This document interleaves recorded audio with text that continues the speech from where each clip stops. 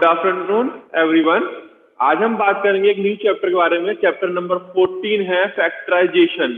Factorisation क्या होता है इसके बारे में हम इस चैप्टर के अंदर जानेंगे और डिफरेंट मेथड्स हम सीखेंगे फैक्टराइजेशन के। ठीक है, सबसे पहले बात करते हैं हम फैक्टर की। What is factor? Factor of a natural number. ठीक है, आपने क्लास 6 में फैक्टर्स पढ़े होंगे कि फैक्टर्स हम कैसे निकालते हैं किसी भी नेचुरल नंबर के। जैसे एग्जांपल के लिए 30 के हमें फैक्टर्स निकालने हैं, तो हम 30 के फैक्टर कैसे निकालेंगे? Using LCM. 2 से डिवाइड करा 30 को 15 आया, फिर 3 से डिवाइड करा 5 आ रहा, फिर 5 से डिवाइड करा 1 आया। इट मीन्स 30 के अगर मैं प्राइम फैक्टर देखने लगूं तो वो क्या हो जाएंगे? 2 इंटू 3 इंटू 5। इट मीन्स 30 जो है 30 एज अ प्रोडक्ट ऑफ, और ये 30 जो है 30 को हम कैसे लिख सकते हैं? इसके प्राइम फैक्टराइजेशन के प्रोडक्ट के रूप में हम इसको लिख सकते हैं। इट मीन्स अगर मैं इसकी मल्टीप्लाई करता हूं फिर से 5 3 जा 15, 15 2 जा 30, तो दोबारा से हमारा वही नंबर आएगा। यानी किसी नंबर को उसके प्रोडक्ट में ब्रेक करना। ठीक है, और वो प्रोडक्ट कैसे होने चाहिए? प्राइम नंबर होने चाहिए। ठीक है, तो वो क्या कहलाए जाते हैं? हमारे फैक्टर्स कहलाए जाते हैं। मोस्टली वो हमारे प्राइम फैक्टराइजेशन कहलाए जाते हैं। कैसे कहलाए जाते हैं? Prime factors. ठीक, अब ठीक है, क्या कहते हैं ना, वो क्या ले जाता है? Prime factors. फैक्टर्स फिर क्या होते हैं? फैक्टर्स को भी हम मल्टीपल्स में लिख सकते हैं। ठीक है ना, फैक्टर भी क्या होते हैं? उनके मल्टीपल्स ही होते हैं। प्राइम फैक्टर का मतलब बस ये हो जाता है कि वो क्या हो जाएगा, सारे नंबर कैसे होने चाहिए? वो हो जाएंगे, वो प्राइम हो जाएंगे वो। क्लियर? अब हम बात करते हैं factor of an algebraic expression. यानी हम अब पढ़ेंगे factors of an algebraic expression. अभी हमने नॉर्मल फैक्टर्स पढ़े थे, अब हम पढ़ेंगे factors of an algebraic expression. कैसे? देखिए, आपको सबको पता है, अभी आपने इससे पहले चैप्टर पढ़ा था एल्जेब्रिक एक्सप्रेशन की। क्या होते हैं एल्जेब्रिक एक्सप्रेशन? जिसके अंदर कुछ वेरिएबल्स भी आते हैं, कुछ कॉन्स्टेंट्स भी आते हैं, तो वो क्या, और वो मिलके क्या बनाते हैं? हमारे एक एल्जेब्रिक एक्सप्रेशन को क्या करते हैं? फॉर्म करते हैं। ठीक है, तो कोई भी एल्जेब्रिक एक्सप्रेशन है, जैसे मानो अगर 15xy है, ठीक है, और मुझे इसके क्या निकालने हैं? फैक्टर्स निकालने हैं। तो हम उसको फैक्टर्स को कैसे निकालेंगे? सबसे पहले जो आपकी कांस्टेंट टर्म है उसको आप अलग से फैक्टराइज कर लीजिए आपने फैक्टराइज। 15 को करिए 3 से 5 और 5 से 1। ठीक है, तो हम 5xy को कैसे लिख सकते हैं? यानी फैक्टर है तो उसके प्रोडक्ट के रूप में लिख सकते हैं। तो हम लिख सकते हैं इसको 3 into 5 into x into y. तो ये किसके फैक्टर हो गए? 5xy के। तो इसी के बेसिस पे हम इन चैप्टर को पढ़ेंगे और समझेंगे कि कैसे फैक्टर्स करते हैं और कैसे हम इनके कॉमन फैक्टर्स को निकालते हैं। अब बात आई कॉमन फैक्टर की। ठीक है, मैंने एक और ले लिया 30x ले लिया मैंने। अब मुझे इसके क्या बताने हैं? कॉमन फैक्टर्स बताने हैं। अब हम कैसे सीखे कॉमन फैक्टर्स को निकालना। ठीक है, यानी common factors of an algebraic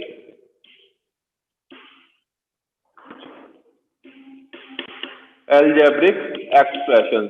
ठीक है, कैसे हम सीखे कॉमन फैक्टर निकालना किसी भी एल्जेब्रिक एक्सप्रेशन के। तो मेरे पास एग्जांपल के लिए दो क्वेश्चन है, एक है 5xy और एक है 30x। 5x के y के मैं कॉमन फैक्टर निकाल चुका हूँ। ठीक है, सॉरी 5xy के मैं फैक्टर्स निकाल चुका हूँ। अब मैं 30x के फैक्टर को करूंगा। तो 30x के मैंने फैक्टर करे, 30x के फैक्टर करे तो वो क्या होंगे? वो होंगे 2 इंटू 3 इंटू 5 इंटू एक्स। ठीक है, अब देखिए इसमें कॉमन क्या आ रहा है? कॉमन अगर आप देखेंगे तो इसके अंदर ये वाली जो पोर्शन है, देखिए ये क्या आ रहा है? हमारा कॉमन आ रहा है, जो दोनों में कॉमन है। तो कॉमन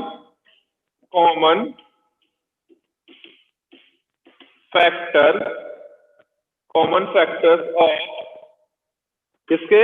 15xy और 30x इज क्या होंगे?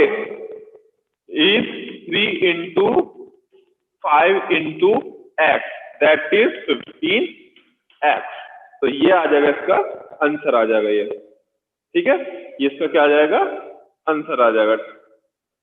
क्लियर, समझ आया?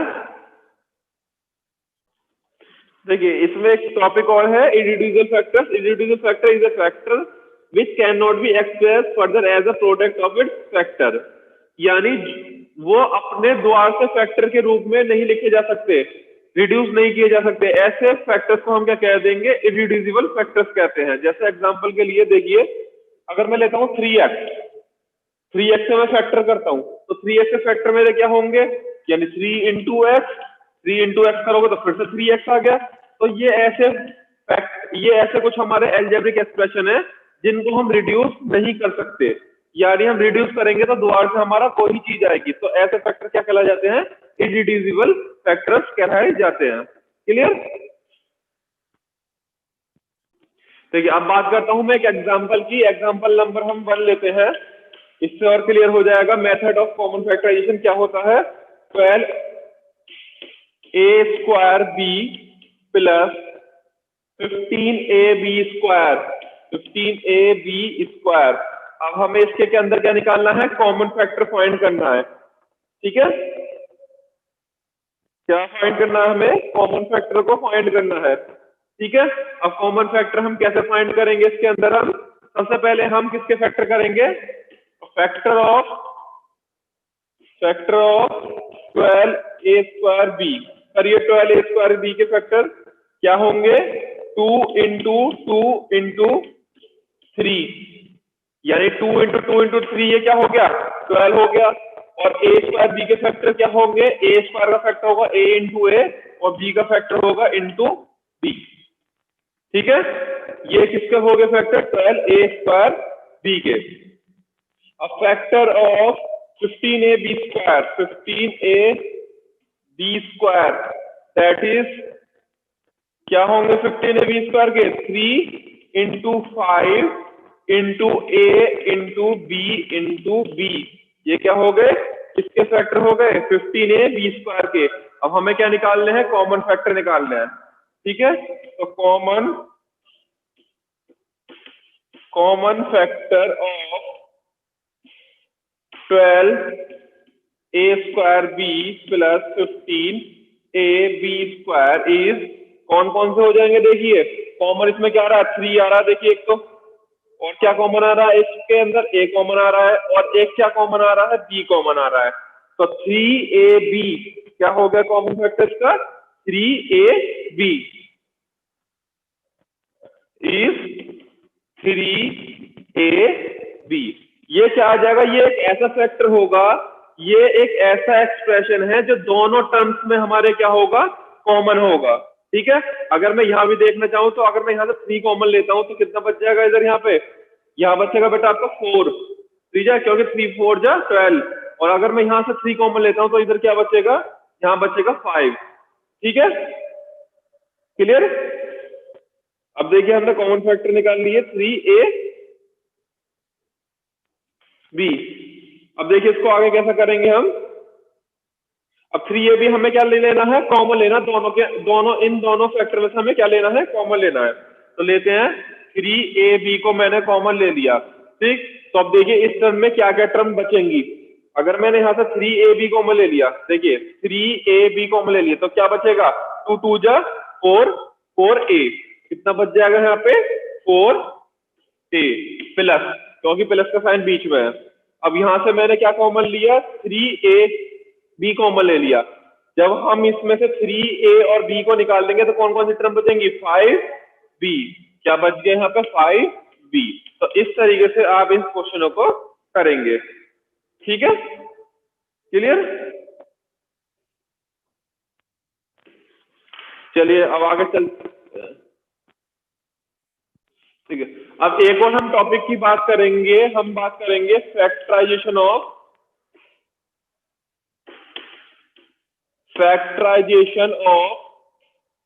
रीग्रुपिंग टर्म्स,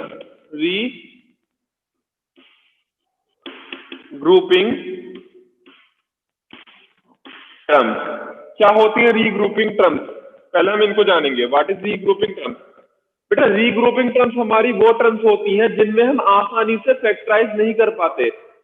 यानी सबसे पहले ये जो टर्म्स होती हैं वो एक साथ ग्रुप में नहीं होती है। सबसे पहले हमें क्या काम करना होता है, इनको एक ग्रुप बनाना पड़ता है। जब ग्रुप बन जाता है तब हम उसको हम क्या कर पाते हैं, फैक्टराइजेशन कर पाते हैं आराम से। ठीक है, तो जैसे कि एग्जांपल के लिए 2xy plus 5 plus 2x plus 25 25 आप, हाँ, 25x मान लीजिए। ठीक है, ये है आपका। अब देखिए, अब मैं इसमें से कॉमन कैसे लूं, क्योंकि ये जितनी ही पूरी जो एक्सप्रेशन है हमारा, ये एक ऐसा एक्सप्रेशन है जो किसका है, रीग्रुपिंग टर्म्स का एक्सप्रेशन है। यानी यहाँ पे किसी के साथ भी, यानी हम इसको इसके साथ ग्रुपिंग करके कॉमन नहीं ले सकते, या इसको इसके साथ ग्रुपिंग करके कॉमन ले सकते हैं क्योंकि कुछ कॉमन नहीं आ रहा दोनों में, या इसको इसके साथ हम ग्रुपिंग करके कॉमन नहीं ले सकते। तो हम क्या करेंगे, सबसे पहले जो इसमें लाइक टर्म्स है, लाइक टर्म्स भी नहीं कह सकते आप, जो एक जैसी जिसके अंदर कुछ ना कुछ चीज कॉमन आ रही है, उनको हम क्या करेंगे, एक तरफ लिख लेंगे और बाकी चीज को हम क्या कर देंगे, दूसरी तरफ कर देंगे हम। ठीक है,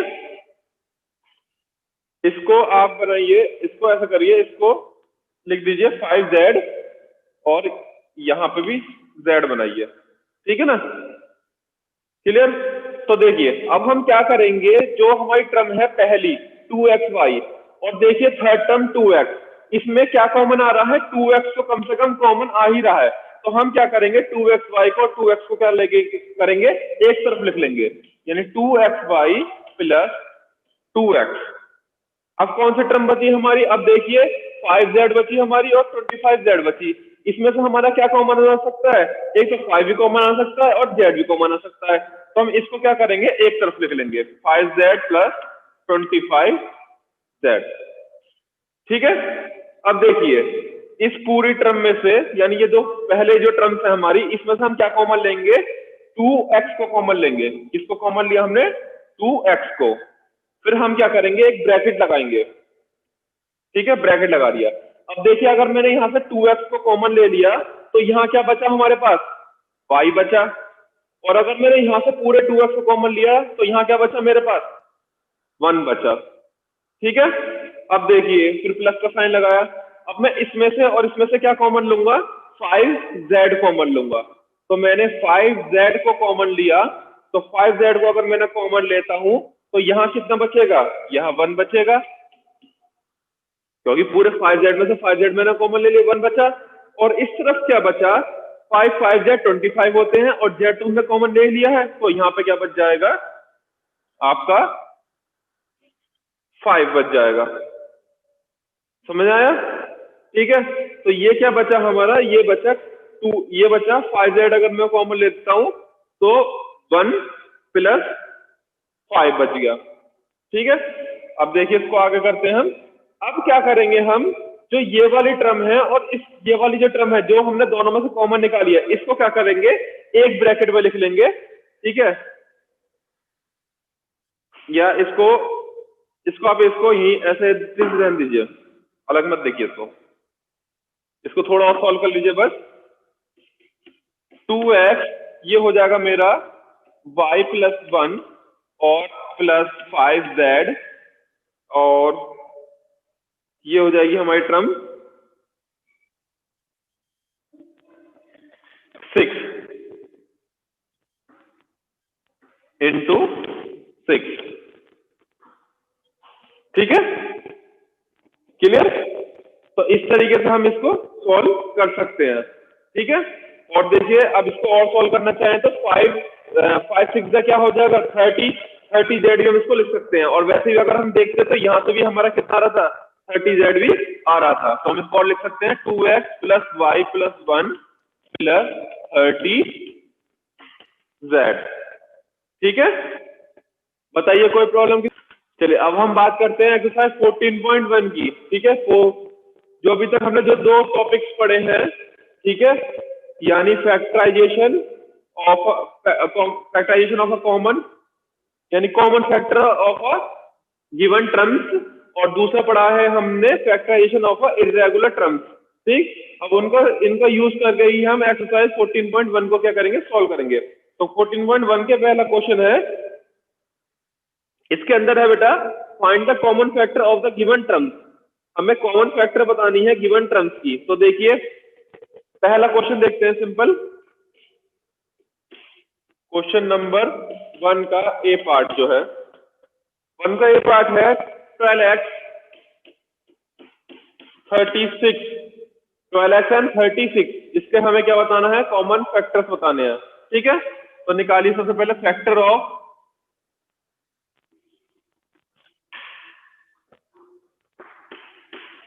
factor of 12x equal to क्या हो जाएंगे, 2 into 3 और इंटू x।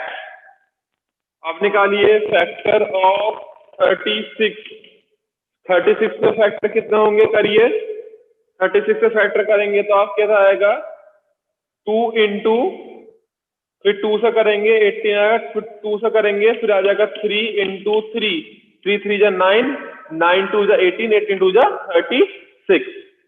ठीक है, अब हमें क्या बताना है, कॉमन फैक्टर। तो कॉमन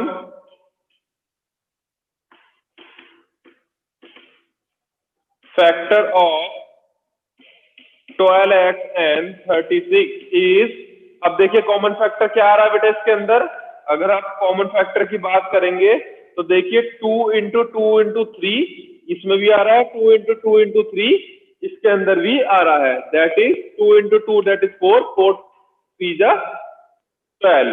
तो कॉमन फैक्टर क्या हो जाएगा, 2 into 2 into 3 दैट इज 12। तो आपका आंसर क्या आ जाएगा, 12 आ जाएगा। ठीक है, चलिए अब बात करते हैं हम लास्ट पार्ट की। इसके अलावा और जो पार्ट है आप इसको होमवर्क में करेंगे। ठीक है, ये थोड़ा टफ पार्ट है तो इसको मैं बता देता हूं बेटा। इसके अंदर है आपका एक टर्म है इसमें 3x² by cube, 3x² by cube comma 3x³ by sorry 10x³ y square comma 6x² y square z, 6x² y square z. ठीक है, अब हमें इसमें से क्या बताना है, कॉमन फैक्टर को फाइंड करना है। तो एक एक करके हम सबके फैक्टर्स निकालते हैं। Factors of 3x² y cube equal to 3 into x into x into y into y into y। फिर factor of 10x³ y square and 6x² y square Z.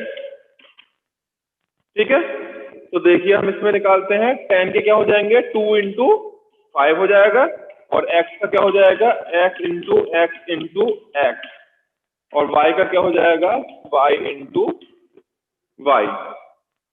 ऐसे ही 6 का क्या हो जाएगा, 6 का हो जाएगा 2 into 3। ठीक है, 2 into 3, और x का हो जाएगा x into x,